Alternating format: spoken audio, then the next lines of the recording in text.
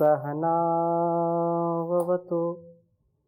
सहनौ भुनक्तु सह वीर्यं करवावहै तेजस्विनावधीतमस्तु मा विद्विषावहै। ओम शांति शांति शांति। वैदिक जीवन पद्धति की इस कक्षा में आप सभी श्रोताओं का, दर्शकों का हृदय की गहराइयों से पुनः अभिनंदन है, स्वागत है, प्रणाम है। जब हम निरंतरता के साथ किसी कार्य को करते हैं तो उसमें तेजस्विता, ओजस्विता और पूर्ण दिव्यता स्वयमेव आ जाती है और हम उस कार्य को करने में, उस दिव्य कर्म को करने में सतत मन, वाणी और शरीर से एकात्म हो जाते हैं। आप्त काम होकर के, ब्रह्म काम होकर के, निष्काम होकर के जब हम कर्मों का अनुष्ठान करते हैं तो जीवन महान अवश्य बनता है। यह जो सृष्टि चक्र उस परमात्मा ने चलाया है, यज्ञी है, और हमारे जीवन में भी हम सदा सर्वदा सर्वत्र यज्ञीय कर्मों का अनुष्ठान कर सकें, इसके लिए यह सुंदर जीवन प्रभु ने दिया है। हम अपने जीवन को यज्ञमय बनाएं, कल्याणमय बनाएं, तब जाकर के हमारा विशेष उत्थान होता है। तो आज इसी विषय में हम चर्चा करेंगे। ऋग्वेद के चतुर्थ मंडल के द्वितीय सूक्त के 5वें मंत्र को आपके समक्ष में रख रहा हूँ, जिसमें चर्चा की गई है कि सुंदर जीवन यज्ञ, अर्थात हमारा यह संपूर्ण जीवन यज्ञमय हो, कल्याणकारी हो, स्वयमेव हम अपने आत्मोन्नति के लिए पुरुषार्थ करें तथा संसार के उपकार के लिए भी पुरुषार्थ करें। तो जो कुछ भी हमारे मन से, वाणी से और शरीर से कल्याणकारी होता है वो सारा यज्ञ ही होता है। तो यज्ञीय जीवन हमारा बने, उसके लिए बहुत सुंदर उपदेश किया है इस वेद मंत्र में। मैं प्रथम इसको लिखता हूँ, फिर कुछ निवेदन करता हूँ आपके समक्ष। ओम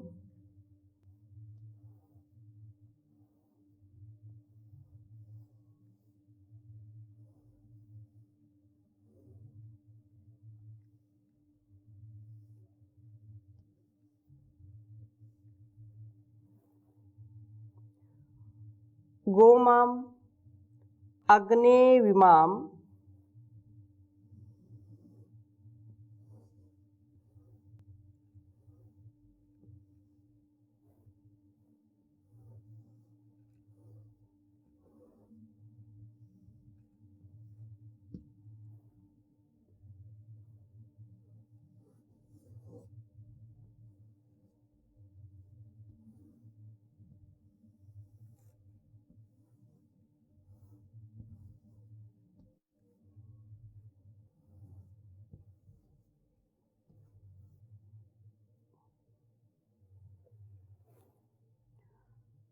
अश्वी यज्ञों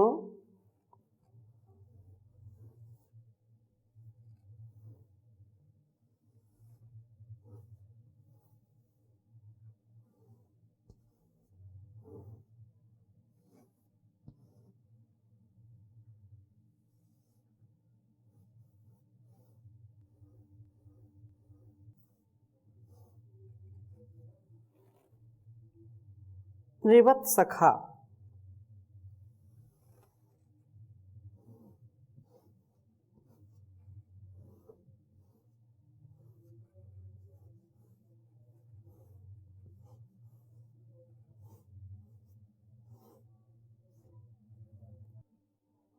निवत सखा सदमिद प्रमिष्यः।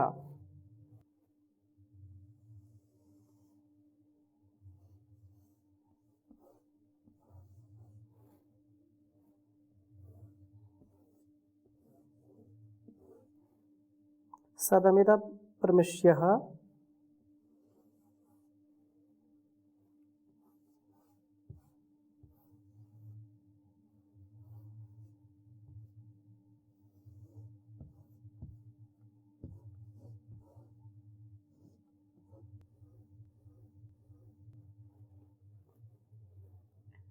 इडावाम एषो असुर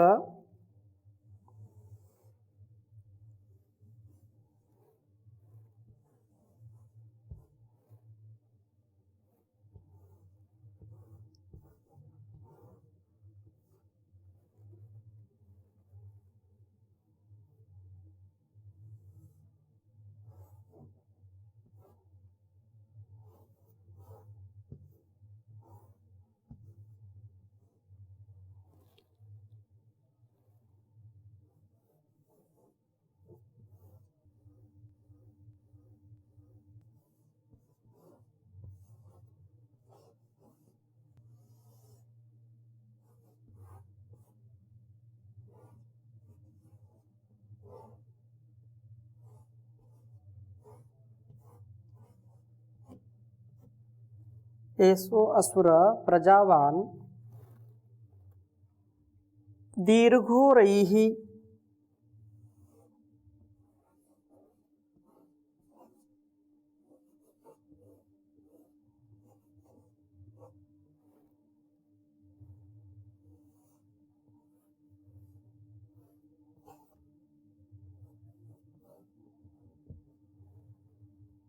पृथुबुध्नः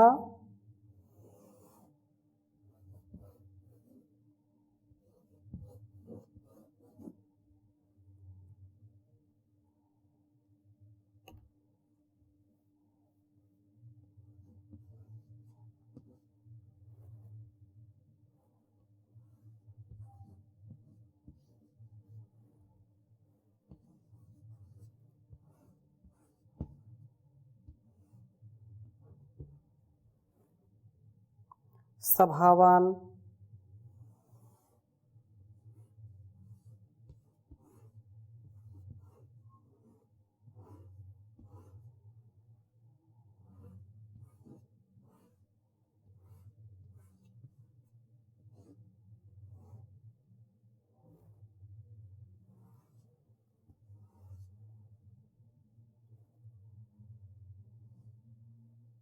चतुर्थ मंडल के दूसरे सूक्त का यह 5वां मंत्र है।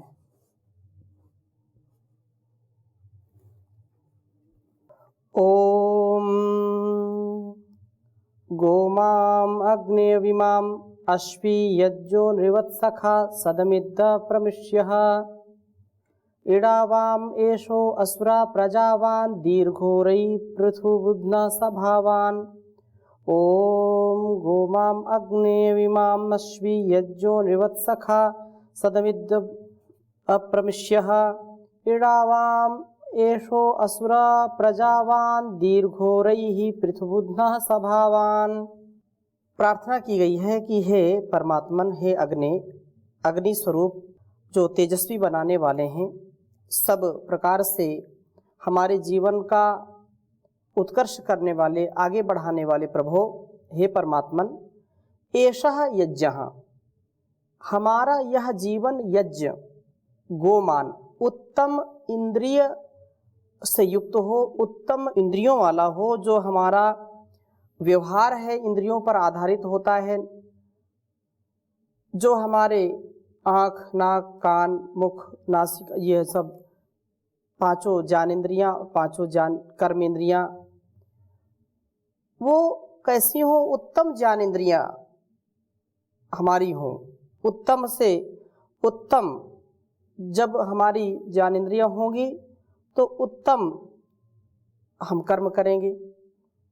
अभिमान उत्तम रक्षण तत्व वाला हो, अश्वी उत्तम कर्मेंद्रियों वाला हो, नृवत सखा उत्तम नेतृत्व को, उत्तम जो नेतृत्व है, जो अग्रणी हमारे जीवन को करने वाला है और संसार को प्रकाश देने वाला है।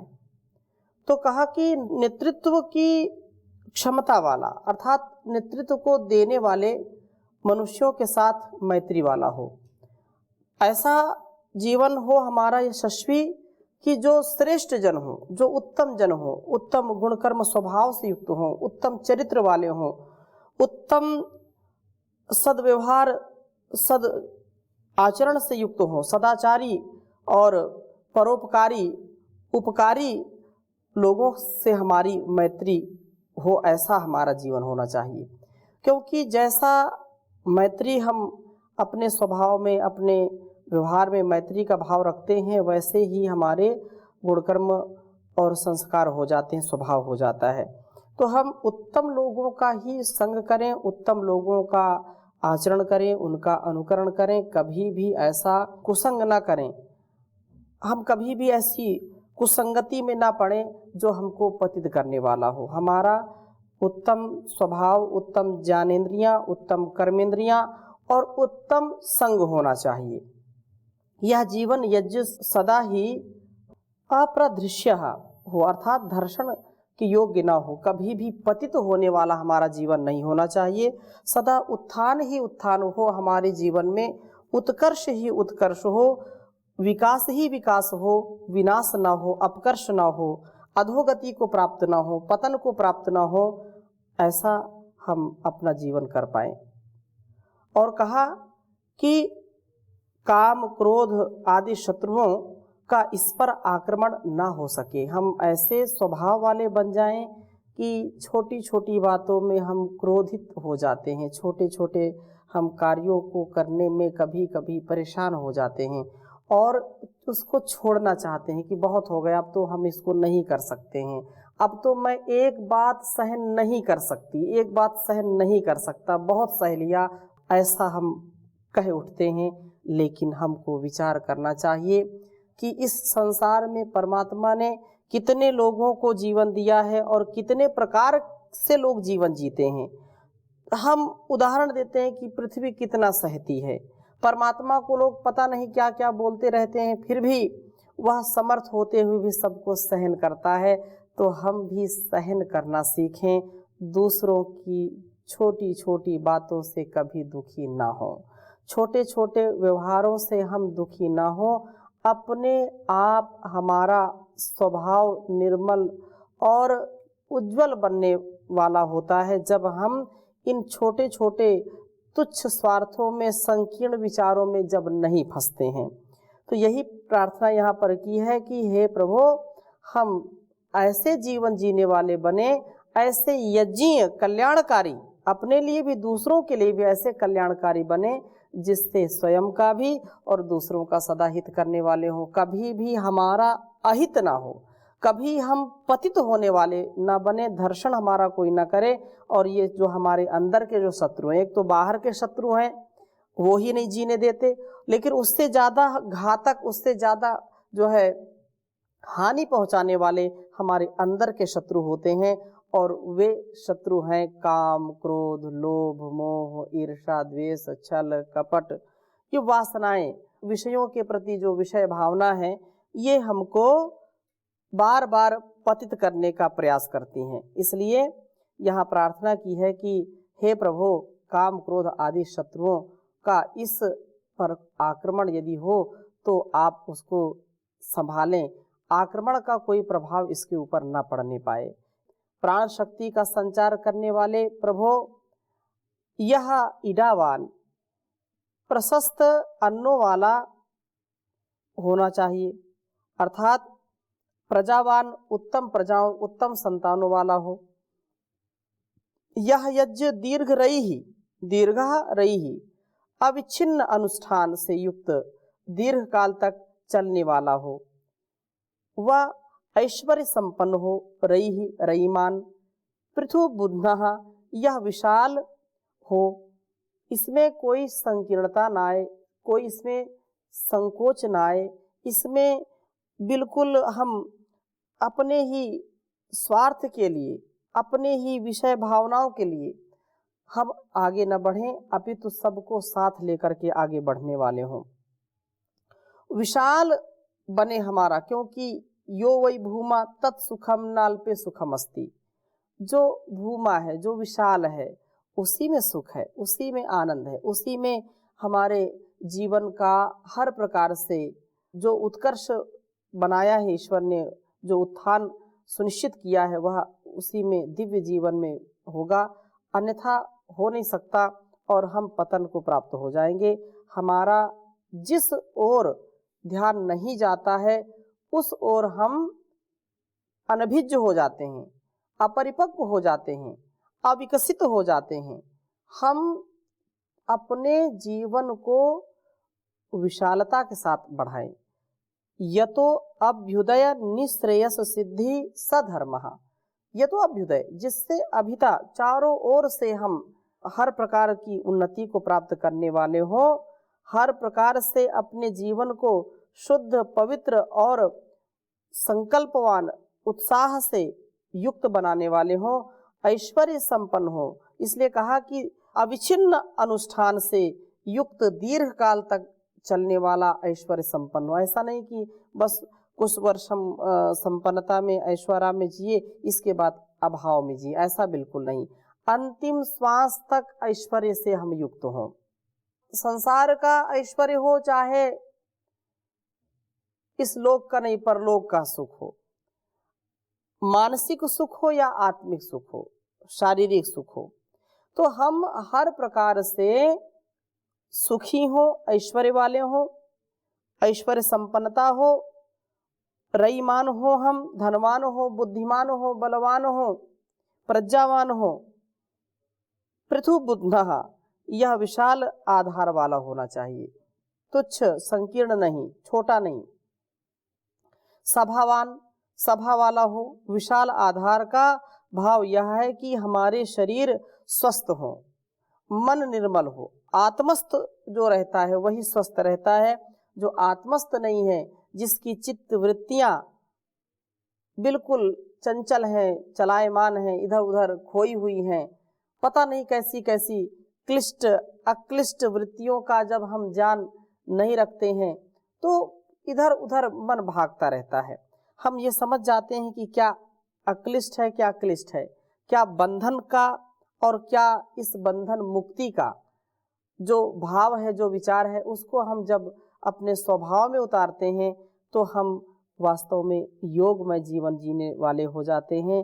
जीवन का जो आधार है, जो स्वस्थ शरीर, तो शरीर स्वस्थ हो, मन निर्मल हो, बुद्धि बड़ी परिमार्जित हो, ऐसे हम सुसज्जित हो, ऐसे शुभ गुण वाले, दिव्य गुण वाले होने चाहिए।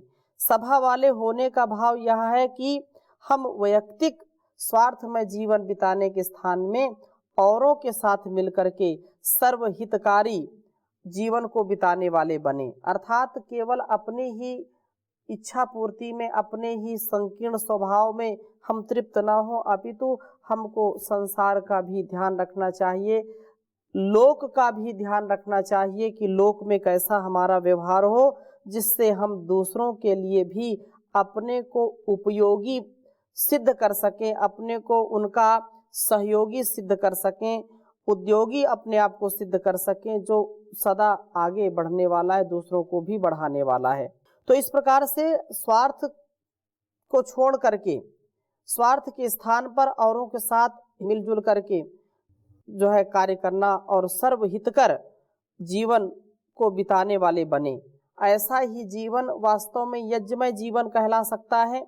हम अपने जीवन को यज्ञमय बनाते हुए उत्तम ज्ञानेंद्रियों वाले बने, उत्तम कर्मेंद्रियों वाले बने, उत्तम साथियों वाले बने, तथा काम, क्रोध, लोभ आदि जो दुर्गुण हैं तो इनसे अनाक्रांत हम अपने आप को बनाएं, इनसे आक्रांत ना हो, इनके आक्रमण को अपने स्वभाव, अपने अस्तित्व पर बाधा पहुंचाने वाले न बने।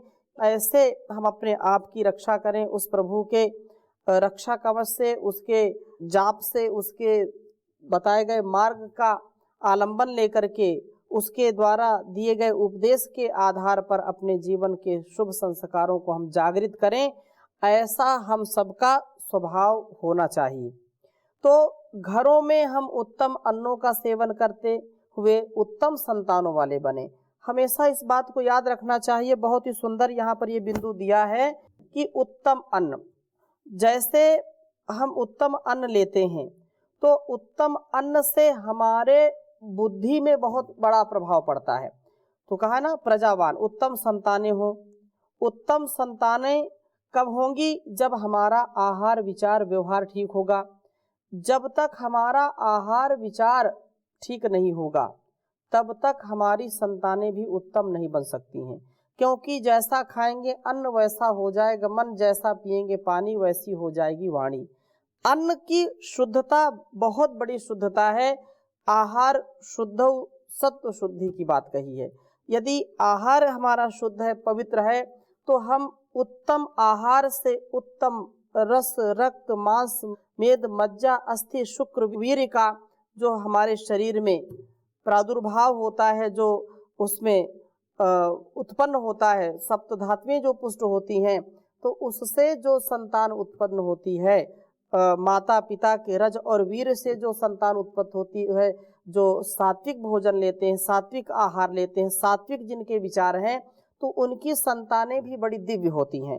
तो हम उत्तम अन्नों का सेवन करने वाले बने तथा उत्तम संतानों की प्राप्ति वाले बने। उत्तम संतानों वाले हम हों, धन संपन्न व परार्थ साधन की भावना से संपन्न होने चाहिए। हमारा जीवन कभी भी ऐसा ना हो कि निर्बल, दुर्बल, कायर, कमजोर, लाचार होकर के जीना, ये जीवन का अपमान है। जीवन में हम शरीर से भी, मन से भी, वाणी से भी, धन से भी, जन से भी हर प्रकार से सबलता को प्राप्त हो। हम प्रबल जो है साधक भी बने, प्रबल अपने आप को पुरुषार्थ के साथ जोड़ें, जिससे अपने व्यक्तिगत जीवन से लेकर के सामाजिक जीवन में भी उन्नत हमारा जीवन हो। हम व्यष्टि से समष्टि की साधना के लिए सदा उद्यत रहें, सदा तैयार रहें। इससे भिन्न कोई आचरण ना करें जो हमको और हमारे परिवार समाज को कलंकित करने वाला हो। हम ऐसा सदा कार्य करते रहें जिससे हम स्वयं भी और हमारा परिवार समाज भी अलंकृत हो, विभूषित होना चाहिए। हमारा जीवन दूषित नहीं होना चाहिए। हम तिरस्कृत जीवन न जिएं, हम ऐसा जीवन जिएं जिससे लोग हमको पुरस्कार दें, पुरस्कृत हमको करें। हम अपने गुणकर्म स्वभाव से माता पिता, आचार्य, कुल, वंश, परंपरा को उपकृत करें, उपकार एक प्रकार से हम करें। यह सौभाग्य उन्हीं को मिलता है जिनका जीवन यज्ञमय होता है, जिनका जीवन सदा सर्वदा दूसरों के लिए, परोपकार के लिए होता है और अपने जीवन के साथ साथ दूसरों के जीवन की भी परवाह करते हैं। इसलिए हम इस प्रकार से उत्तम जीवन जी करके ईश्वर की भक्ति करते रहें और उसी से हमारा और इस संसार का कल्याण होने वाला है। प्रभु की भक्ति में हमारा सब कुछ लग जाए ऐसा, क्योंकि हम राजी उसी में जिसमें तेरी रजा है। सारे जहां के मालिक तेरा ही आसरा है, राजी है हम उसी में जिसमें तेरी रजा है। हम क्या बताएं तुझको, सब कुछ तुझे खबर है, हर हाल में हमारी तेरी तरफ नजर है। किस्मत है वो हमारी जो तेरा फैसला है, राजी है हम उसी में जिसमें तेरी रजा है। हाथों को हम दुआ की खातिर में लाए कैसे, सजदे में आके तेरे सिर को झुकाए कैसे। मजबूरियां हमारी सब तू ही जानता है, राजी है हम उसी में जिसमें तेरी रजा है। रो कर कटे या हंस कर कटती है जिंदगानी, तू गम दे या खुशी दे सब तेरी मेहरबानी। तेरी खुशी समझ कर सब गम भुला दिया है। राजी है हम उसी में जिसमें तेरी रजा है, जिसमें तेरी रजा है। ओम शांति शांति शांति।